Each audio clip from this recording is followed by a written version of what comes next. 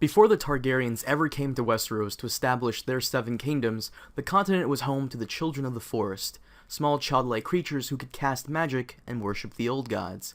Eventually, the first men came to the continent by sailing west from Essos to establish a new home for themselves. Naturally, the first men were seen as foreign invaders who began chopping down the numerous weirwood trees to build their homes. This infuriated the children and it led to conflict between the two groups. After hundreds of years of warfare, a truce was declared between them, and throughout that time of peace, the first men would adopt the old gods as their own and form a close relationship with the Children of the Forest. For thousands of years, they lived in harmony, until they came. From the uttermost northern part of Westeros were the Others, most commonly known as the White Walkers. With no warning, these demons made of ice and cold began their merciless crusade against the forces of the living. Both the children and the first men were no match against the White Walkers, and they were eventually pushed back. This was mainly due to the Walkers wielding their own specially made weapons that could shatter bronze and steel upon contact. They could also raise the dead to add to their army, which made them nearly unstoppable. Eventually, both groups realized that the only way to defeat the Walkers was Dragonglass, also known as Obsidian. Armed with these weapons, the first men were able to launch a successful counterattack and drive back the Walkers. After their victory, the first men took steps to ensure that they would never again be besieged by what lurks beyond and sought to raise a structure to shield the realms of men. One of the founding members of House Stark, the legendary figure known as Bran the Builder, was responsible for raising the wall. It was said that this was done with the help of giants and the magic of the children. The magic infused inside the wall was to help keep magical creatures at bay.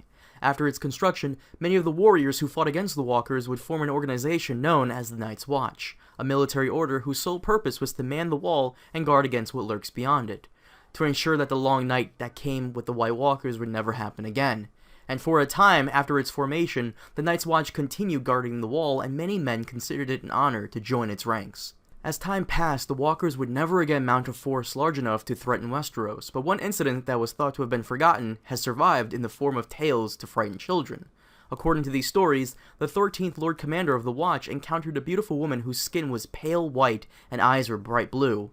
His love for her grew so great that he took her back to the Night Fort and made her his queen while he ruled the Watch as king. For 13 years he would rule. Horrible atrocities were said to have taken place, and it would take the combined strength of both House Stark and the Wildling King to bring him down. After his death, it was discovered that he was making sacrifices to the White Walker, and because of this, all records of him, including his name and family line, were erased. Some believe that he was a member of House Bolton, while others believe that he was really a Stark.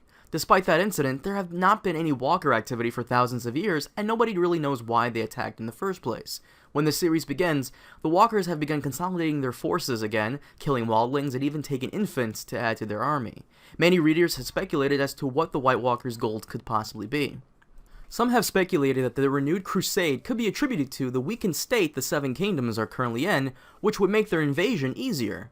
However, that seems unlikely due to the fact that the Seven Kingdoms have been at war before, especially during Robert's Rebellion, and at that point there was also a time where they could have invaded. Readers also speculate that a resurgence of magic brought on by the birth of Dany's dragons have awoken them. This is also unlikely because they've been active even before her dragons hatched in Book 1. However, it is the strongest theory currently attributed to their return. You see, in that world, magic never really went away, it was just at its weakest point. The dragons being reborn after so long may have been a catalyst to increasing the amount of magic the world has not had in many years. Another strong theory has to do with climate change, and it's probably the most convincing of them all. During the war between the First Men and the Children of the Forest, a large amount of magic was cast by the Children to break the Arm of Dorne.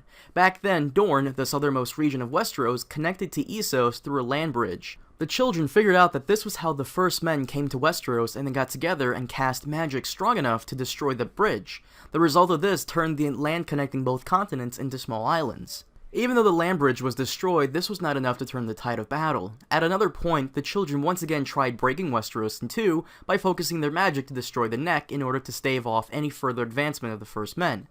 They tried destroying the Neck, but their magic was not enough, and it ended up turning that part of Westeros into swamps. This much magic in the atmosphere may have started a warming effect all over the globe, and in turn, caused the Walkers to emerge from a long slumber to set things right again. This theory is backed up due to many characters in the books commenting on how it's been an unusually long summer. The White Walkers have noticed how summer has gotten longer and longer throughout the ages, and that may have gotten them to come back to set things right again. If you'd like to go into more detail about this theory, I'll leave a link in the description below to the Reddit article where it was written.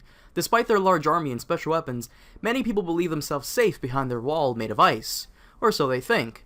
The instrument known as the Horn of Winter is said to be a magically made horn that, when blown on, will bring the entire wall down. In the novels, Mance Rayder threatens to use the horn if he and his army are not allowed through the wall. Jon asks him why he didn't just use the horn and be done with it, to which they respond that the shortest road is not the safest road, that if they were to use the horn and the wall were to fall, then what would stop the others? Thanks for watching. If you enjoyed, make sure to hit that like button, subscribe for more videos, and be sure to check out my other ones if you haven't already. Thanks for watching.